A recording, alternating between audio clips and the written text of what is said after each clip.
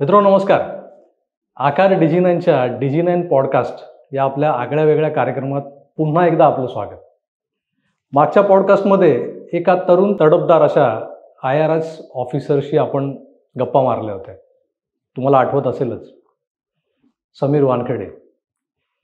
आज समीर वानखेडेंसारखाच एक तरुण तडफदार, पण तो राजकारणी आहे, ऑफिसर वगैरे नाही. पण राजकारणी असूनही या राजकारणाचं लक्ष जनसामान्यांच्या प्रश्नांकडे जास्त असतं. तो शोधून शोधून ती प्रश्न काढतो आणि त्यातले जे काही घोटाळे आहेत, प्रशासनातले घोटाळे असतील किंवा जनसामान्यांच्या दैनंदिन जीवनाशी निगडीत काही प्रश्न असतील, या सगळ्या गोष्टींकडे अगदी बारकाईनं व्हिजिलन्स ज्याला आपण म्हणतो ना, त्या प्रकारचं लक्ष ठेवून असणारा हा जो नेता आहे, तो सध्या अंधेरी पश्चिमचा आमदारही आहे भारतीय जनता पक्षाचा. आणि ज्या पद्धतीनं त्यांनी त्यांचं राजकीय करिअर किंवा राजकीय कारकीर्द सुरू केली होती, ती सामान्य नगरसेवक ज्याला गटर मीटर वॉटर याची म्हणजे जी बेसिक जी गोष्ट असते त्याची आधी जाण आहे, आणि त्यानंतर मग संसदेतले किंवा विधान भवनातले जे प्रश्न, या सगळ्या गोष्टींकडे अतिशय गांभीर्यानं बघणारे असे अमित भास्कर साटम आज आपल्यासोबत आहेत. साटम साहेब नमस्कार. नमस्कार. डिजी9 पॉडकास्टमध्ये आपलं स्वागत. नमस्कार. आम्ही नेहमीच असा प्रयत्न करतो की डिजी9 पॉडकास्ट या आमच्या थोड्याशा हटके कार्यक्रमामध्ये काही हटके लोकांनाच बोलवायचं. समीर वानखेडेंनंतर तुम्ही दुसरे आहात ज्यांना आम्ही निमंत्रित केलेलं आहे. आता 2024 लोकसभा निवडणुकांची धामधूम सुरू आहे, त्या ह्याच्यातून तुम्ही वेळ काढलात आमच्यासाठी, त्याबद्दल पुन्हा एकदा तुमचे आभार मानतो. मुळात असं आहे की या सगळ्या निवडणुकांच्या पार्श्वभूमीवर काही गोष्टी म्हणजे काही मुद्दे, काही प्रश्न चर्चेला येत असतात, पण सर्वसामान्यांच्या जिव्हाळ्याचे जे प्रश्न आहेत ना, ते घेऊन तुम्ही लढत आलात आजवर. तर ह्या निवडणुकीकडे तुम्ही जेव्हा एका वेगळ्या अँगलने बघता, तर तुमच्या डोक्यात तुमची ती पहिली निवडणूक येते का, जी निवडणूक तुम्ही लढला होतात आणि दुर्दैवानं त्यात तुम्हाला पराभूत व्हावं लागलं होतं? आणि तुमच्याबद्दल मी असं ऐकून आहे की तुम्ही पॉलिटिकल सायन्सचे विद्यार्थी होता. मग पॉलिटिकल सायन्सचा विद्यार्थी जो असतो तो पूर्ण तयारीनिशी मैदानात उतरतो, निवडणुकीच्या रिंगणात उतरतो. मग तो पराभव कसा झाला होता आणि त्या पराभवाचं तुम्ही विश्लेषण कसं करता तुमच्या शब्दात? सर्वप्रथम तर नोकरी करत असताना मी भारतीय जनता पार्टीचं काम करतच होतो. MBAचं शिक्षण पूर्ण केल्याच्या नंतर आणि 2004 साली मी भारतीय जनता पार्टीचा पूर्ण वेळ कार्यकर्ता झालो. आणि मग 2007ला मला पहिली महानगरपालिकेच्या नगरसेवक पदाची निवडणूक लढवण्याची संधी मिळाली. दुर्दैवाने त्यावेळेला 1200 मतांनी मला पराभव झाला होता. परंतु त्यावेळेला एक मंत्र मला दिलं गेलं होतं की हार के बाद ही जीत होती है, जीत के बाद हार नाही होती. आणि त्याच्यामुळे त्या पराभवातून शिकून नंतर मुंबईच्या युवा मोर्चाचा अध्यक्ष झाल्यानंतर पुन्हा मला 2012 साली संधी मिळाली. त्या संधीचं सोनं केलं आणि पहिल्यांदा नगरसेवक म्हणून 2012 साली मी निवडून आलो. त्यामुळे मला असं वाटतं की पाण्याच्या प्रवाहाबरोबर तर कुणीही पोहतं, पण पाण्याच्या प्रवाहाच्या विरुद्ध पोहून जो व्यक्ती स्वतःच्या उद्देशापर्यंत पोहोचतो तोच खरा व्यक्ती असतो. आणि त्यामुळे पर्सिव्हिअरन्स, हार्डवर्क, डेडिकेशन, कमिटमेंट हे सगळं ठेवून, चिकाटी ज्याला म्हणतात ते ठेवून 2012 साली मी यश मिळवलं. नंतर मग दोनदा विधानसभेची संधी मिळाली, जनतेने दोनदा मला निवडून दिलं. असं गेले अनेक वर्ष, गेली आता 24 वर्ष भारतीय जनता पार्टीचं काम करत आहे. बरोबर. मुद्दा तोच आहे, पॉलिटिकल सायन्सचा विद्यार्थी. मग हा जो विद्यार्थी असतो, जसं मी मगाशी म्हणालो की तो सतत त्याच्या डोक्यात विचार चालू असतात, कारण तुमच्या अभ्यासक्रमात जे शिकवलं जातं, जे ट्रायल अँड एररचा जो फंडा आहे तो वापरून की नेमकं काय होणार आहे, म्हणजे परसेप्शन करणं, इमॅजिनेशन करणं आणि मग सत्यस्थिती काय याचा अनुमान घेत आपण नेहमीच एक अंदाज लावत असतो की भारतीय जनता पक्षाला इतक्या जागा मिळतील, विरोधकांना इतक्या जागा मिळतील. या सगळ्या गोष्टी जेव्हा तुमच्या नजरेसमोर येतात आणि आता हा निवडणुकीचा हंगाम सुरू आहे, काय वाटतं तुम्हाला की ज्या पद्धतीनं भारतभर जो जल्लोष सुरू आहे, अबकी बार 400 पार, तर हे काही जण म्हणतात की नाही, हे होणं शक्य नाही, काही जण म्हणतात की सहज होऊन जाईल. सर्वसामान्य माणूस गोंधळलेला आहे. एक परत तोच मुद्दा की पॉलिटिकल सायन्स यात पुन्हा पुन्हा येतं, कारण राजकारणाकडे वेगळ्या दृष्टीने बघण्याची एक जी सवय लागली जाते ना या अभ्यासक्रमातून, ती तुम्हाला लागलेली आहे आणि तुम्ही त्या पद्धतीनं तुमचा अभ्यासही असतो. तर काय वाटतं तुम्हाला की ह्या निवडणुकीत नेमकं काय होऊ शकतं? मला असं वाटतं की गेल्या 10 वर्षांमध्ये नरेंद्र मोदीजींच्या नेतृत्वामध्ये भारत सरकारने ज्या प्रकारे या हिंदुस्थानचा इतिहास घडवण्याचं काम केलेलं आहे किंवा क्रांती घडवण्याचं काम केलेलं आहे, अगदी स्वच्छ भारत पासून digital India, stand up India, startup India, make in India आणि आर्टिकल 370चं ॲब्रोगेशन असेल, राम मंदिराचं निर्माण असेल, अशा अनेक विषयातून म्हणजे भारत ज्या वेळेला नरेंद्र मोदीजी पंतप्रधान झाले त्यावेळेला भारत 11व्या क्रमांकाची अर्थव्यवस्था होती, ती आज 5व्या क्रमांकाची आहे आणि 2027 पर्यंत भारत ही जगातली 3ऱ्या क्रमांकाची अर्थव्यवस्था होणार आहे. त्यामुळे अर्थव्यवस्थेच्या दृष्टिकोनातून, फॉरेन डायरेक्ट इन्व्हेस्टमेंटच्या दृष्टिकोनातून ज्या प्रकारे मोदीजींच्या नेतृत्वामध्ये एका वाक्यात सांगायचं झालं तर मला असं वाटतं की भारतीयाच्या पासपोर्टची व्हॅल्यू वाढवण्याचं काम हे मोदीजींनी गेल्या 10 वर्षामध्ये केलेलं आहे. भारतीयाचा मान सन्मान जगाच्या पाठीवरती वाढवण्याचं काम मोदीजींनी केलं आहे. भारतीयाकडे आणि भारत देशाकडे जगाचा बघण्याचा दृष्टिकोन हा बदललेला आहे आणि त्यामुळे मला असं वाटतं की या देशाच्या जनतेने हा निर्णय केलेला आहे की अब की बार 400 पार. पण काही मुद्दे तर असतील की ज्या गोष्टींवरती मोदीजी हे सगळं बोलतायत, अब की बार 400 पार. मुद्दे मी सांगितलं ना, अगदी 15 ऑगस्ट 2014 लाल किल्ल्यावरती स्वच्छ भारतचा नारा दिल्यापासून उज्ज्वला योजना असेल, पीएम आवास योजना असेल, नोटबंदीच्या माध्यमातून जी काही अर्थव्यवस्थेला एक वेगळी कलाटणी देण्याचं काम जे मोदीजींनी केलं असेल किंवा मोदीजींनी हे दाखवून दिलं की ये नया भारत है, हमारे तरफ कोई आंख उठाकर देखेगा तो ये नया भारत है, ये घुसेगा भी और घुस के मारेगा भी. त्यामुळे भारताची फॉरेन पॉलिसी ज्या प्रकारे बदलली, जगाचा भारताकडे पाहण्याचा दृष्टिकोन ज्या प्रकारे बदलला. आणि मी अजून एक गोष्ट सांगतो की गेल्या 102 वर्षामध्ये मानवतेवरती आलेलं सगळ्यात मोठं संकट हे कोविड होतं.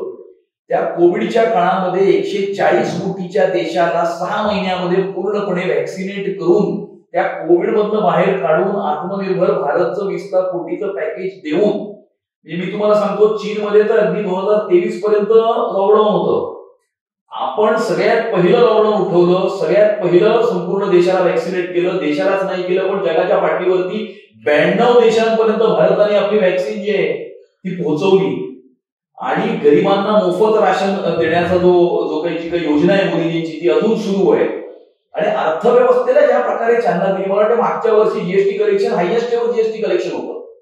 या सगळ्या पार्श्वभूमीवरती भारताची अर्थव्यवस्था मजबूत करण्यापासून भारताचा चेहरा हा जगाच्या नक्षावरती उज्ज्वल करण्यापासून, जगाचा भारतीयाकडे बघण्याचा दृष्टिकोन बदलण्यापासून, या सगळ्याच गोष्टी फक्त 10 वर्षाच्या कालावधीमध्ये मोदीजींनी करून दाखवल्या आणि त्याच्याच आधारावरती अब की बार 400.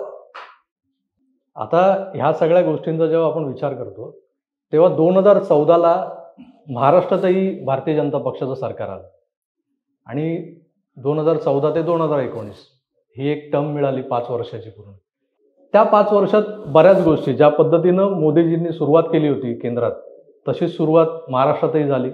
विकास इकडेही वेग पकडत होता, पण हा विकास नंतर हरवला 2019 नंतर. आणि आपण जसं कोविडचा उल्लेख केला की त्या 2-2.5 वर्षात कोविडनेही बराच घोळ घातला. पण त्या कोविडचा फायदा घेऊन एका बाजूला विकास तर थांबवला गेला, पण दुसऱ्या बाजूला भ्रष्टाचाराची दालनं उघडली गेली. या पहिल्या 5 वर्षात आणि त्यानंतर 2022ला जे सत्ता परिवर्तन झालं आणि पुन्हा भारतीय जनता पक्ष आणि शिवसेना, खरी शिवसेना यांची युती पुन्हा सत्तेत आली आणि आता ह्या सत्तेकडून काही थांबलेली कामं, विकास कामं ती पुन्हा सुरू झाली. हा जो काही मधल्या 2-2.5 वर्षाचा जो कालावधी होता जिथे ही सगळी विकास कामं ठप्प झाली होती, महाराष्ट्र एका अर्थाने बॅकलॉगला गेला, पाठी पडला, पिछाडीवर होता असं आपण सातत्याने बोलत होतो. ती पिछाडी भरून काढली जाते असं वाटतं तुम्हाला या सध्याच्या या कारभाराकडे बघता? मला वाटतं की सर्वप्रथम तर 2014 साली ज्यावेळेला देवेंद्रजी महाराष्ट्राचे मुख्यमंत्री झाले आणि ज्या प्रकारे 5 वर्षामध्ये त्यांनी एक स्वच्छ आणि एक चांगलं एफिशियंट ऍडमिनिस्ट्रेशन देण्याचा प्रयत्न जो महाराष्ट्रामध्ये केला, म्हणजे अगदी जलयुक्त शिवारपासून सोलर पंपांपासून कृषीला चालना देण्यापासून ते coastal road, Navi Mumbai international airport, मेट्रोची कामं असतील, वर्ल्ड ट्रान्सफर बंदीची कामं असतील, या अशा मोठमोठ्या इन्फ्रास्ट्रक्चर प्रोजेक्ट्सला सुरू करण्याचं काम असेल किंवा मुंबई नागपूर समृद्धी एक्सप्रेसवेचं काम सुरू करण्याचा विषय असेल, त्यामुळे मोठ्या प्रमाणावरती आणि मेक इन महाराष्ट्रामध्ये सुद्धा मोठ्या प्रमाणावरती इन्व्हेस्टमेंट ही महाराष्ट्रामध्ये आणून महाराष्ट्राला, म्हणजे ज्या प्रकारे जसा देश पुढे जात होता त्या प्रकारे महाराष्ट्राचा देश पुढे जाण्यामध्ये मोठा वाटा, सिंहाचा वाटा महाराष्ट्राचा होता. पण कुठे ना कुठे 2019 साली जे काही राजकारण महाराष्ट्रामध्ये झालं आणि त्याच्यानंतर 2.5 वर्षाचा अराजकतेचं वातावरण या महाराष्ट्रामध्ये ज्या प्रकारे होतं, आपल्याला तर माहितीच आहे की कशा प्रकारे पालघरला साधूंचं हत्याकांड झालं, कशा प्रकारे या सरकारच्या विरुद्ध आवाज उचलणाऱ्यांना जेलमध्ये डांबण्यात आलं, कशा प्रकारे पोलिसच बॉम्ब ठेवायचे, पोलिसच मर्डर करायचे, कुणाचं तरी अभिनेत्रीचं घर तोडलं जायचं, आणि असं पूर्णपणे केऑस, अनार्की ज्यांना म्हणतात, आणि भ्रष्टाचार, हे अशा प्रकारे वातावरण महाराष्ट्रामध्ये असल्यामुळे 2.5 वर्षात कुठेतरी महाराष्ट्राला ब्रेक झाला. कामं थांबली. आरेच्या कारशेडसाठी 2,700 झाडांचा भाऊ करत मेट्रोचं कामं थांबवली, 10,000 कोटींनी मेट्रोचा खर्च वाढला, इतरही कामं सगळी थांबली, आणि त्यामुळे कुठेतरी महाराष्ट्राला एक ब्रेक लागण्याचं काम हे 2019 ते 2022 साली झालं. परंतु 2022च्या नंतर पुन्हा एकदा या महाराष्ट्रामध्ये शिवसेना भारतीय जनता पार्टीचं सरकार आल्याच्या नंतर एकनाथजी शिंदे मुख्यमंत्री झाले, देवेंद्रजी उपमुख्यमंत्री झाले, जे थांबलेले अडलेले जे प्रकल्प होते ते पुन्हा एकदा कुठेतरी रुळावरती आणण्याचं काम या सरकारने केलं. मग जलयुक्त शिवार पुन्हा चालू झालं, मराठवाडा वॉटर ग्रीड प्रोजेक्ट जो कचऱ्याच्या टोपलीत टाकला होता तो पुन्हा त्याला रिज्युनेट करण्यात आलं, मेट्रोची थांबलेली कामं पुन्हा एकदा सुरू झाली. आता याच वर्षी, गेल्याच वर्षी आपण बघितलं की पंतप्रधानांच्या हस्ते मेट्रोचं फर्स्ट फेजचं आपण उद्घाटन सुद्धा केलं, कोस्टल रोड पार्टी आपण इनॉग्रेट केला, अटल सेतू आपण इनॉग्रेट केला, आणि महत्वाचं म्हणजे जे मोदीजीचे किसान सन्मान योजनेचे 6,000 रुपये केंद्रात येतात त्या 6,000 रुपयाला महाराष्ट्राने 6,000 रुपयाची जोड देऊन आपल्या शेतकऱ्यांना 6 नाही तब्बल 12,000 रुपये त्यांच्या अकाउंटमध्ये देण्याचं काम सुद्धा, जो अर्थसंकल्प मागच्या वर्षी देवेंद्रजींनी मांडला होता अमृत काळाचा, त्या अर्थसंकल्पामध्ये ते सुद्धा करण्यात आलं. आणि त्यामुळे कुठे ना कुठे ब्रेक लागलेली गाडी ही पुन्हा एकदा थर्ड आणि फोर्थ गिअर मध्ये धावायला सुरुवात झालेली आहे, आणि हा बॅकलॉग भरून काढण्याचं काम हे आता सुरू आहे. तुम्ही मागच्या त्या 2.5 वर्षांचा उल्लेख केला बऱ्यापैकी, म्हणजे पोलिसच कसे जे जनतेचे रक्षक असतात ते भक्षक बनून वागत होते आणि बऱ्याच गोष्टी चालल्या होत्या. त्यात खास करून तुम्ही कोविड काळात झालेला भ्रष्टाचार जगासमोर आणलात, आणि मला वाटतं त्याच्या इतकं, म्हणजे त्या गोष्टीवर जे खोदकाम तुम्ही केलंय तितकं खोदकाम कोणी दुसऱ्याने केलं नसेल. तुमची एक पुस्तिका प्रसिद्ध झाली होती भ्रष्टाचाराचा कोविड म्हणून. त्यात अनेक गोष्टी, अनेक त्या अनुक्रमणिकेत जर तुम्ही वाचलात तर त्यात बऱ्याच गोष्टी आहेत. म्हणजे आपण प्रामुख्याने ज्याला मोठी आपण म्हणतो की ज्याची चर्चा जास्त झाली ती बॉडी बॅग्स, नंतर रेमडेसिवीरचा घोटाळा, हे मोठे सगळे अशा हे होते, ठळक मुद्दे होते की जे दिसून येत होते की 2,000 रुपयाची वस्तू डायरेक्ट 7,000 रुपयाला विकली गेली. रेमडेसिवीर 400 रुपयाची जी गोळी प्रत्यक्षात मिळते ती अगदी 18,000-20,000 हजाराला, प्रसंगी 50,000लाही विकली गेली त्यावेळेला. पण काही गोष्टी अशा आहेत की ज्यांच्याकडे कुणाचं लक्ष गेलं नव्हतं. त्याच्यामध्ये एक तो PPE किटचा घोटाळा होता, त्यानंतर दुसरं होतं ते MMRDAचे जे कोविड सेंटर्स होते, आणि सगळ्यात गजब म्हणजे पल्स मीटर आणि थर्मामीटर या गोष्टींकडे कुणाचं लक्ष जाणार नाही. कारण ते पल्स मीटर जे आहे ते चायनीज ब्रँडचं ॲमेझॉनवरून आम्हीही मागवलं कोविड काळात, तर ते काय 260-280 रुपयाला मिळत होतं. तर त्यातही घोटाळा झाला आणि तोही तुम्ही बाहेर काढलाय. ह्या सगळ्या थोड्याशा हटके घोटाळ्यांबद्दल तुमच्याकडून ऐकायचं हे कसे काय घोटाळे या लोकांनी केले? नाही, यांनी कोविड काळामध्ये तर कहरच केला होता. यांनी ऑक्सिमीटर नाही सोडला, यांनी थर्मोमीटर नाही सोडला, यांनी PPE किट नाही सोडले, यांनी बॉडी बॅग जरी सोडल्या नाहीत. कोविड केअर सेंटरची कहाणी तर वेगळीच आहे.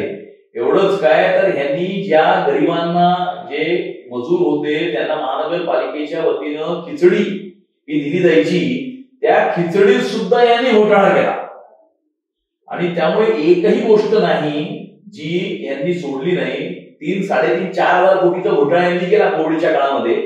आणि हा सगळा घोटाळा जो आहे ना तो कॅगच्या ऑडिटमध्ये बाहेर आलेला आहे. आणि त्यामुळे ज्या वेळेला मुंबईकर जनता 2,000 रुपयाच्या रेमडेसिवीरसाठी वण फिरत होती त्यावेळेला या सगळ्या सामुग्रीमध्ये हे पैसे खात होते, हे खिचडी खात होते, हे बॉडी बॅग मध्ये पैसे खात होते.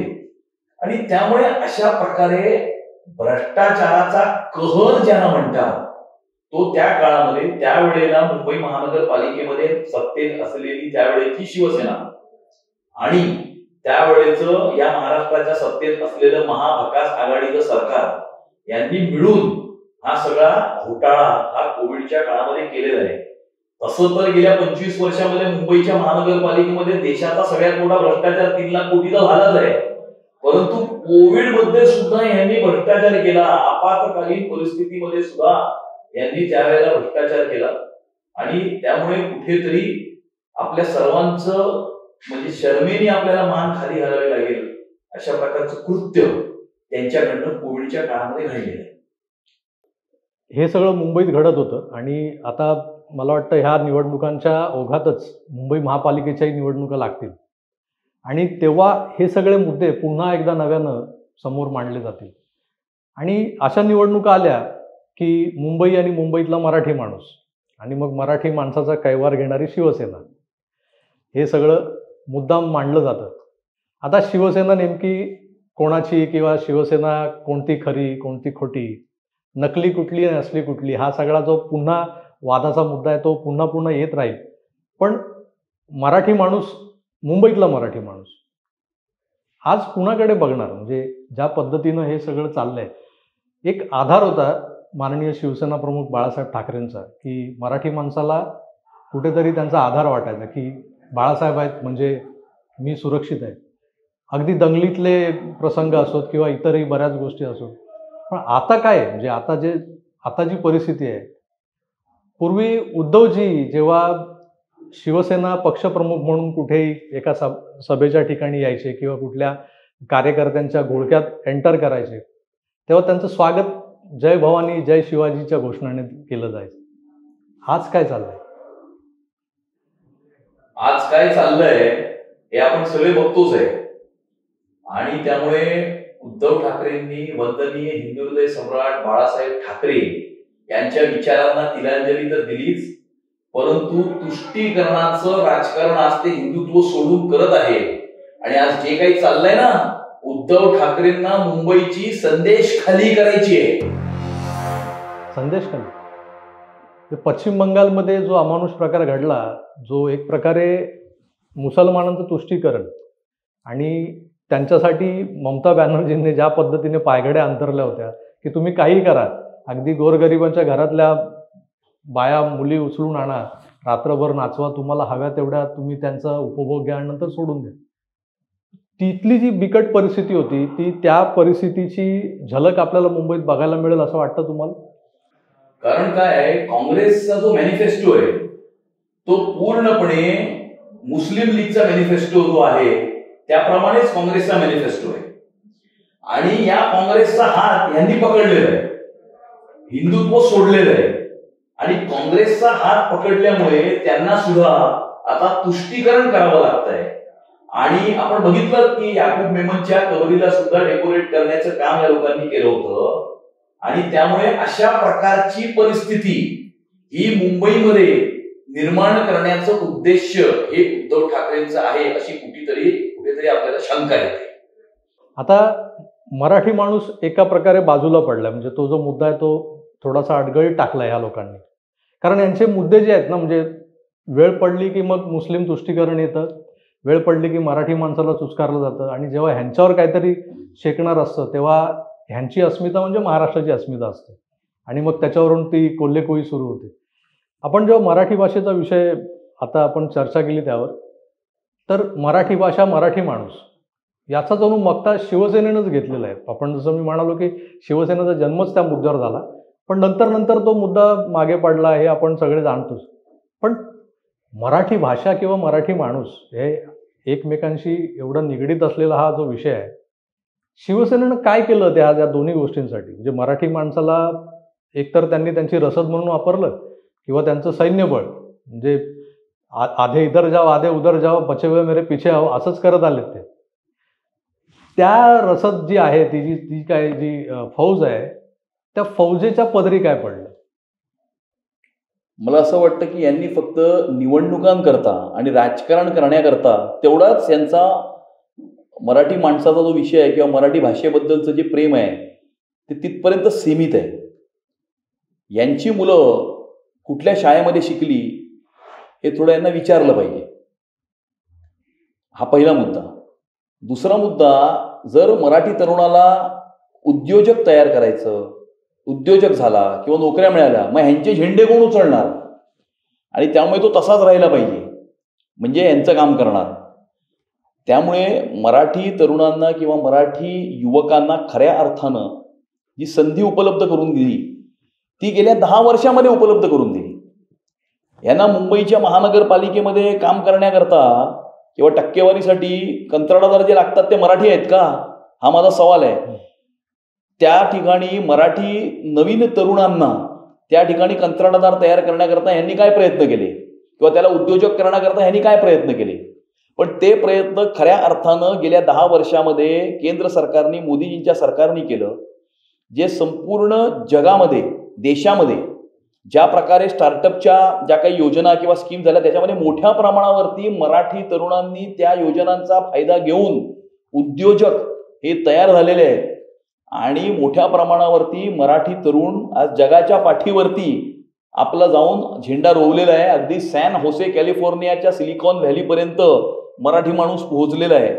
आणि त्याला खऱ्या अर्थानं पोषक अशा प्रकारचं वातावरण जर कोणी निर्माण केलं असेल तर ते नरेंद्र मोदीजींनी केलं. ते देवेंद्र फडणवीस ज्या वेळेला महाराष्ट्राचे मुख्यमंत्री होते त्यावेळेला मेक इन महाराष्ट्र असेल, अशा प्रकारच्या अनेक योजनांच्या द्वारे इन्व्हेस्टमेंट या ठिकाणी आणून आणि ते काम आता पुढे एकनाथ शिंदेजी आणि देवेंद्रजी पुढे नेत आहेत. आणि त्यामुळे यांचं मराठी माणसावरचं प्रेम हे बेगडी आहे, मराठी भाषेचं प्रेम हे बेगडी आहे, राजकारणापुरतं सीमित आहे असं मला वाटतं. आता सुरू झालंय असं की मधल्या काळात मराठा समाजाने मोठं आंदोलन उभारलं होतं आरक्षणासाठी. मनोज जरांगे पाटील हे एक नवं नेतृत्व मराठा समाजाला त्यातून मिळालं आणि मग त्यांच्या नेतृत्वाखाली हे सगळं आंदोलन सुरू झालं. त्या आंदोलनाचा फायदा घेण्याचा प्रयत्न काही राजकीय नेत्यांनी केले. त्यात सगळ्यात आधी धावले ते शरद पवार. दुसऱ्या क्रमांकाचे नेते होते ते उद्धवजी. उद्धवजी या सगळ्या गोष्टींचा जसा फायदा घ्यायला बघतात, प्रत्यक्षात मराठा आरक्षणासाठी त्यांनी त्यांच्या महाविकास आघाडीचं सरकार असताना स्वतः काही प्रयत्न केले नाहीत. शरद पवार 4-4 वेळा महाराष्ट्राचे मुख्यमंत्री झाले पण त्यांनीही कधी मराठा आरक्षणाला हात लावला नाही. पण जेव्हा भारतीय जनता पक्षाचं किंवा भारतीय जनता पक्षाच्या आघाडीचं सरकार असतं राज्यात तेव्हा यांना हे आरक्षणाचे वगैरे मुद्दे सुचतात. आणि जेव्हा कुठे असं आरक्षणाचं आंदोलन वगैरे सुरू झालं की त्यात हे सक्रिय सहभाग घ्यायला पोचतात. आणि मग तिथे दुरीतिरी एक्का अशा घोषणा ऐकाव्या लागतात. त्यातूनही त्यांना काही लाज शरम त्याची काही न वाटता, पर्वा न वाटता ते पुन्हा या सगळ्या गोष्टींना खतपाणी घालण्याचा प्रयत्न करतात. हे मराठा आरक्षणाचं जे आंदोलन होतं ते जाणीवपूर्वक तापवलं गेलं होतं. त्याचा ह्या निवडणुकांवर काही फरक पडेल, भारतीय जनता पक्षाला एक प्रकारे खलनायक ठरवण्याचा प्रयत्न केला गेला. मी तर म्हणेन की देवेंद्रजींना खास करून त्यात ओढलं गेलं होतं. म्हणजे ज्यांनी या मराठा समाजाला आरक्षण देण्याचा प्रयत्न केला होता त्यांच्या शासन काळात त्याच व्यक्तीवरती नको ते आरोप करून हे सगळं ट्विस्ट करण्याचा प्रयत्न झाला होता. आता या लोकसभेच्या निवडणुकीत या सगळ्या गोष्टींची उजळणी होईल, त्याचा काय परिणाम होईल, काय वाटतं तुम्हाला? हे बघा, सर्वप्रथम तर शरद पवार साहेबांनी नेहमीच मराठा आरक्षणाला विरोध केला. सामनानी कशा प्रकारचं कार्टून मराठा आरक्षणाच्या विषयावरनं सामनामध्ये छापलं होतं हे अख्ख्या महाराष्ट्राने बघितलं. खऱ्या अर्थानं मराठा समाजाला न्याय आणि आरक्षण दिलं ते आदरणीय देवेंद्रजी फडणवीस महाराष्ट्राचे ज्यावेळेला मुख्यमंत्री होते त्यावेळेला ते आरक्षण देण्यात आलं. ते आरक्षण हायकोर्टामध्ये टिकलं. सुप्रीम कोर्टामध्ये अपील झाल्याच्या नंतर त्यावेळेला सरकार सत्ता परिवर्तन झालेलं होतं आणि महाविकास आघाडीचं सरकार हे महाराष्ट्रामध्ये होतं. हे त्यावेळेला सक्षमपणे मराठा आरक्षणाची बाजू सुप्रीम कोर्टामध्ये मांडू शकले नाहीत, वेळेवर त्या ठिकाणी वकील पोहोचले नाहीत आणि आपलं जे काय आर्ग्युमेंट आहे ते तिकडे न केल्यामुळे सुप्रीम कोर्टाने हे आरक्षण खारिज केलं. कधी खारिज केलं? महाविकास आघाडीचं सरकार असताना त्यावेळेला त्यांनी खारिज केलं. आणि त्याच्यानंतर पुन्हा भारतीय जनता पार्टी आणि शिवसेनेचं सरकार आल्याच्या नंतर आपण आता पाहिलं की पुन्हा एकदा तो सेन्सस, तो सर्वे, तो पुन्हा एकदा तो करण्यात आला आणि पुन्हा एकदा महाराष्ट्राच्या विधानसभेमध्ये कायदा करून मराठा समाजाला न्याय देण्याचा प्रयत्न झाला. मराठा समाजाच्या बाजूने कायदा करण्यात आला आणि मराठा आरक्षण हे आता देण्यात आलेलं आहे. आणि मराठा समाजाला जसं पाहिजे तसं वेगळं नोकऱ्यांमध्ये आणि शिक्षणामध्ये आरक्षण, वेगळं आरक्षण, ओबीसीच्या आरक्षणाला धक्का न लावता हे भारतीय जनता पार्टी आणि शिवसेनेच्या सरकारने दिलेलं आहे आणि खऱ्या अर्थानं मराठा समाजाला न्याय हा मिळवून दिलेला आहे. राजकारणातल्या काही व्यक्तिमत्वांबद्दल मला तुम्हाला विचारायचं आहे. सगळ्यात आधी मुद्दाम मी उद्धव ठाकरेंबद्दल विचारेन की ज्यांनी संधी मिळताच मुख्यमंत्रीपद हिसकावून घेतलं, जे खरं तर एकनाथ शिंदेंना आधी कमिट केलं गेलं होतं आणि ती तर एक परिस्थिती निर्माण झाली आणि मग परिस्थितीजन्य गोष्टी घडल्या आणि त्यातून मग ते कुणाला मुख्यमंत्रीपद द्यायचं याच्यावर त्यांच्यात तो खल झाला. पण त्याही आधी जेव्हा क्लेम भारतीय जनता पक्ष आणि शिवसेना युतीला बहुमत मिळाल्यामुळे 105 आमदार असणाऱ्या भारतीय जनता पक्षाचा होता, तो डावलून यांनी महाविकास आघाडीला जन्म दिला आणि मग नंतर हे मुख्यमंत्रीपद हिसकावून घेतलं. तसंच शिवसेनेतही झालं. म्हणजे शिवसेनेची पक्षीय संरचना जी आहे त्याच्यामध्ये कार्याध्यक्ष हे पद नव्हतं, ते निर्माण केलं गेलं आणि त्या पदासाठी यांच्या नावाचा आग्रह धरण्यात आला. त्याला राज ठाकरेंनी अनुमोदन दिलं. हा सगळा इतिहास आहे. हे जे काही व्यक्तिमत्व या सगळ्या गोष्टींमधून पुढे येतं ना, आपल्या एक स्वभाव वैशिष्ट्य उद्धव ठाकरेंचं, त्याबद्दल सातत्याने म्हणजे माध्यमातही चर्चा होते आणि राजकारणी त्यावर जेव्हा त्यांच्या खाजगीत गप्पा होतात तेव्हा खूप शेलक्या भाषेत बोलतात. पण एकंदर तुम्हाला उद्धवजी हे व्यक्तिमत्व कसं वाटतं? की मला असं वाटतं की एका उदाहरणामध्ये, फक्त एका उदाहरणामध्ये उद्धवजी ठाकरे यांचं व्यक्तिमत्व हे क्लिअर होतं. ते उदाहरण म्हणजे स्वतः मुख्यमंत्री असताना, स्वतः सरकार चालवित असताना तुमच्या पक्षाच्या 54 पैकी 40 आमदार तुम्ही मुख्यमंत्री सत्तेत असताना तुम्हाला सोडून जातात, सत्तेला लाथ मारून सोडून जातात. असं उदाहरण हिंदुस्थानाच्या राजकारणामध्ये अजूनपर्यंत आपण बघितलेलं नाही. पक्ष कुठले असतील, परंतु सत्तेत असताना राज्याच्या 1 नंबरच्या स्थानावरती आपल्या पक्षाचा नेता असताना 53 पैकी 40 आमदार त्यांना सोडून सत्तेला लाथ मारून सत्तेच्या बाहेर निघून जातात. याच्यामध्येच उद्धवजी ठाकरे काय आहेत हे सगळं त्याच्यामध्ये झालं. सोडूनच हे ठाकरे जे आहेत त्यातले दुसरे ठाकरे, राज ठाकरे, जे आता भारतीय जनता पक्षाला बिनशर्त पाठिंबा देऊन या निवडणुकात तुमच्या सोबत आहेत, त्यांच्याबद्दल काय वाटतं? मला असं वाटतं की राज ठाकरे जी एक करिश्मा असलेले, कॅरिझमॅटिक ज्याला म्हणतात नेते आहेत. असंही म्हणेन की नियतीने त्यांच्यावरती अन्याय केला, परंतु कुठे ना कुठे परिस्थितीशी झुंजत ते आपलं अस्तित्व हे निर्माण करीत आहेत आणि पुन्हा एकदा त्यांच्या पक्षाला उभारी देण्याचा एक चांगला प्रयत्न ते करीत आहेत. त्यांचा प्रयत्न असा होता की मराठी माणूस हा जो मुद्दा होता तो बाळासाहेब ठाकरेंनी 60च्या दशकात खऱ्या अर्थानं मांडला होता. ते बजाव पुंगी उठाव लुंगीपासून सुरू झालेलं आंदोलन आणि त्यातून शिवसेनेचा जन्म. तसंच आंदोलन राज ठाकरेंनी मधल्या काळात केलं आणि जशी लोकप्रियता त्यावेळेला बाळासाहेबांना आणि शिवसेनेला मिळाली होती तशीच मनसेला आणि राज ठाकरेंना मिळाली. आता तोच नेमका मुद्दा जो आहे, जो परप्रांतीयांविरुद्ध त्यांचा जो आक्रमक रवैया होता, तो आता कुठे भारतीय जनता पक्ष आणि राज ठाकरे यांच्या जवळीकीला अडसर ठरतोय. म्हणजे जनसामान्यात तशी एक विचारांची लाट आहे की राज ठाकरे हे नेहमीच परप्रांतीयांना विरोध करत आलेले, पण ते मराठीचा मुद्दा मांडत काही गोष्टी जनतेसमोर ठेवत आले.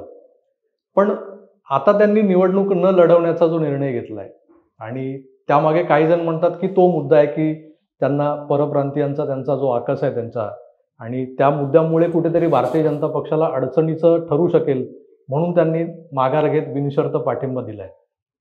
पण प्रत्यक्षात तसं नाही आहे असं म्हटलं जातं. भारतीय जनता पक्षाचे नेतेही राज ठाकरेंना डिफेंड करायला नेहमी मैदानात उतरतात. एकंदर या भूमिकेबद्दल तुम्हाला काय वाटतं? मनसेने निवडणूक लढवायला हवी होती की ह्या जो बिनशर्त पाठिंबा मला असं वाटतं की त्यांनी जो बिनशर्त पाठिंबा दिलेला आहे ते त्यांनी स्वतःच घोषित केलेलं आहे की या देशाला एका सक्षम आणि भक्कम अशा प्रकारच्या नेतृत्वाची गरज आहे. आणि त्यामुळे नरेंद्र मोदीजींमध्ये ते नेतृत्व दिसतं. गेली 10 वर्ष सातत्यानं नरेंद्र मोदीजींनी हे दाखवून दिलंय, जगाला दाखवून दिलंय की भारत एक आता हा वेगळा भारत आहे. आणि त्यामुळे त्या भूमिकेला समर्थन देण्याकरता त्यांनी असं म्हटलं की समजा मी युतीमध्ये आलो असतो तर जागा वाटप आणि हे सगळं, त्यामध्ये कुठेतरी काहीतरी स्वतःचा सेल्फिश मोटिव्ह त्याच्यामध्ये आहे. जागा मिळवण्याकरता, सत्तेचं किंवा अधिकाराचं स्थान मिळवण्याकरता ते युती करत आहे. आणि त्यामुळे त्याच्यापासून बाजूला राहण्याकरता की मी कुठलंही सत्तेचं स्थान किंवा अधिकाराचं पद प्राप्त करण्याकरता पाठिंबा देत नाहीये, परंतु या देशाची ही गरज आहे की नरेंद्र मोदीजी तिसऱ्यांदा या देशाचे प्रधानमंत्री झाले पाहिजे. आणि त्यामुळे देशाची गरज लक्षात घेता मी हा पाठिंबा देत आहे. त्यामुळे समवेळ कुठेतरी निवडणूक न लढवता बिनशर्त पाठिंबा देण्यामध्ये सुद्धा ते एक स्टेटमेंट करत आहे. मराठी युवक हा एक मोठा फॅक्टर आहे. त्यात असेही काही मतदार आहेत या निवडणुकीत. 2014ला सर्वाधिक मतदार जे होते ते पहिल्यांदा मतदान करणार होते आयुष्यातलं, ज्यांची वयोमर्यादा नुकतीच 18 वर्ष पूर्ण झाली होती.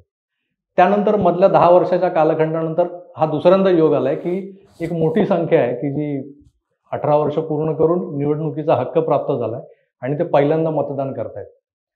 त्यावेळेलाही एक चमत्कार घडला होता. काँग्रेसचं जे सरकार होतं, जे जवळपास 15 वर्ष केंद्रात भ्रष्टाचाराचा जो धुमाकूळ घालत सगळं आपण पाहत होतो काय चाललंय, वेगवेगळे घोटाळे, आणि त्याला कुठेतरी छेद देत नरेंद्र मोदींसारखा एक नवा चेहरा भारताचा पंतप्रधान झाला. 2024ला काही वेगळा चमत्कार घडेल.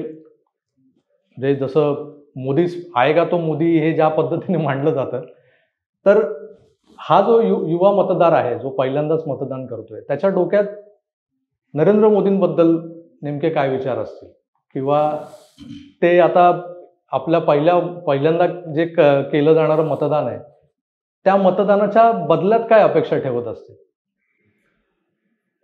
गेल्या 10 वर्षामध्ये या देशाच्या युवकाला अनेक प्रकारच्या ऑपॉर्च्युनिटीज किंवा संध्या हे मिळवून देण्याचं काम मोदीजींनी केलं. डिजिटल इंडिया, स्टार्टअप इंडिया, त्या अशा प्रकारच्या योजनांतून अनेक युवकांना त्यांचे उद्योग, नवीन उद्योग तयार करण्याकरता, उद्योजक तयार करण्याच्या दृष्टिकोनातून सरकारच्या वतीनं कर्ज देण्यात आलं. आणि त्याच्यामध्ये मराठी युवकांना सुद्धा खूप मोठ्या प्रमाणावरती मराठी युवकांचा त्याच्यामध्ये सहभाग होता. आणि मराठी युवकांनी स्टार्टअपच्या त्या योजनेचा मोठ्या प्रमाणावरती पुरेपूर अशा प्रकारचा फायदा जो आहे तो उचलला. त्यामुळे गेल्या 10 वर्षामध्ये युवकांना निर्माण करून दिलेली संधी आणि आता पुढची 15 वर्ष भारताचं जे एक डेमोग्राफिक ऍडव्हान्टेज ज्याला म्हणतात की भारताचं मीडियन एज हे सगळ्यात कमी असल्यामुळे आणि ते ऍडव्हान्टेज अजून पुढची 15 वर्ष आपल्याकडे राहणार असल्यामुळे पुढच्या 15 वर्षामध्ये भारत देश हा कसा अग्रेसर होऊ शकतो, तिसरी नाही परंतु पहिल्या दुसऱ्या क्रमांकाची अर्थव्यवस्था भविष्यामध्ये कशी होऊ शकतो, किंवा जे प्रधानमंत्री मोदींचं स्वप्न आहे की भारत देशाच्या स्वतंत्रतेला ज्यावेळेला 100 वर्ष पूर्ण होतील तेव्हा भारत हे विकसित राष्ट्र झालेलं असेल. ते विकसित राष्ट्र होण्याच्या दिशेने जी वाटचाल आहे नुसतं स्वप्न नाही, परंतु गेल्या 10 वर्षामध्ये झालेली कृती आणि पुढचा जो रोड मॅप आणि पुढचं जे विजन आहे हे सगळं दोन्ही जर तुम्ही त्याला कंबाईन केलं तर मोठ्या प्रमाणावरती युवक हा मोदीजींकडे आकर्षित असलेला दिसून येतो. आणि त्याप्रमाणे यावेळेलाही मोठ्या प्रमाणावरती 18 ते 25च्या वयोगटामध्ये मोठ्या प्रमाणावरती मतदान झालेलं आपल्याला दिसेल. अमितजी, तुम्ही बोलता बोलता आपण कसं झालं की मुंबई महानगरपालिका असो की महाराष्ट्राची विधानसभा, ते अगदी लोकसभेच्या निवडणुका, या सगळ्या गोष्टींना म्हणजे या सगळ्या गोष्टींच्या वेगवेगळ्या अंगांना कोणांना स्पर्श करून आपण एक साधक बाधक अशी जी चर्चा इथे सादर झाली आपल्याकडून, त्यातून मला वाटतं आपल्या प्रेक्षकांना बऱ्याच गोष्टींचा उलगडा झाला असेल. तुम्हाला जर काही गोष्टी अजून सुटल्यात असं वाटत असतील, काही प्रश्न असतील तर तुम्ही माझ्या कमेंट्स बॉक्समध्ये नक्की त्या विचारू शकता. आकार डिजी9 पॉडकास्टचं उद्देशच हे आहे की यातून जनसामान्यांचे प्रश्न आणि त्यांच्या मनातल्या भावना यांना कुठेतरी वाट करून द्यायची आणि काही अभ्यासू नेते, अभ्यासू राजकारणी, अभ्यासू समाजसेवक अशा लोकांना या व्यासपीठाचा वापर करू देत, हे व्यासपीठ उपलब्ध करून देत जनहिताचे प्रश्न लोकांच्या समोर आणायचे. इथे राजकारणाकडे अपरिहार्यतेने आम्हाला वळावं लागलं कारण अमित साटम स्वतः आमदार आहेत. त्यामुळे त्यांचा राजकारणाशी जो संबंध आहे तो कुठे ना कुठेतरी इथे उद्धृत होतच होता. पण राजकारणापलीकडे जाऊन आपण बऱ्याच गोष्टी अशा होत्या की ज्या निव्वळ सामान्य जनतेच्या जिव्हाळ्याच्या होत्या आणि त्यालाही आपण स्पर्श करण्याचा प्रयत्न केलेला आहे. मला वाटतं आजच्या या पॉडकास्टमधून बरंच काही घेण्यासारखं आहे आणि बरंच काही तुमच्या सहकार्यांना देण्यासारखंही आहे. त्यामुळे तुम्हाला जर यातून काही गवसलं असेल तर ते नक्कीच आपल्या सहकारी मित्रांपर्यंत पोहोचवण्याचा प्रयत्न करा. त्यासाठी तुम्हाला एकच गोष्ट करायची आहे की हा व्हिडिओ तुम्हाला जर आवडला असेल तर तो तुमच्या मित्रांपर्यंत फॉरवर्ड करा, शेअर करा, लाईक करा आणि चॅनेलला जर सबस्क्राईब केलं नसेल तर सबस्क्राईब करून पाहत राहा आकार डिजी9. तुर्तास या नोटवर इथेच आपली रजा घेतो. अमितजी, तुम्ही आज वेळात वेळ काढून आमच्या स्टुडिओत आलात आणि या सगळ्या आमच्या प्रश्नांना उत्तरं दिलीत. खरं तर प्रश्न अनेक आहेत आणि ते संपणारे नाही आहेत. निवडणुका जशा येत जातील तसे तसे ते प्रश्न आपल्यासमोर येत जातात. तुम्ही बऱ्याच काही गोष्टी ज्या भ्रष्टाचाराच्या संदर्भात होत्या त्याचं खोदकाम करून ठेवलेलं आहे आणि त्या सगळ्या गोळा करत तुमच्यासमोर पुन्हा त्यांना रिकॉल करणं हा एक माझा उद्देश होता आजच्या पॉडकास्टचा. पण लोकसभेच्या निवडणुका असल्यामुळे थोडा आपण तिकडे फोकस जास्त केला होता आणि माझ्या प्रत्येक प्रश्नाला तुम्ही जे उत्तर दिलं आहे ते मला वाटतं फारच समर्पक होतं आणि त्यातून आमच्या प्रेक्षकांनाही बरीच माहिती मिळाली असेल. तर पुन्हा एकदा तुमचं आभार व्यक्त करतो. धन्यवाद. धन्यवाद मित्रो, पुन्हा भेटूच. तोवर आपली काळजी घ्या आणि पाहत राहा आकार डिजी9. धन्यवाद. नमस्कार.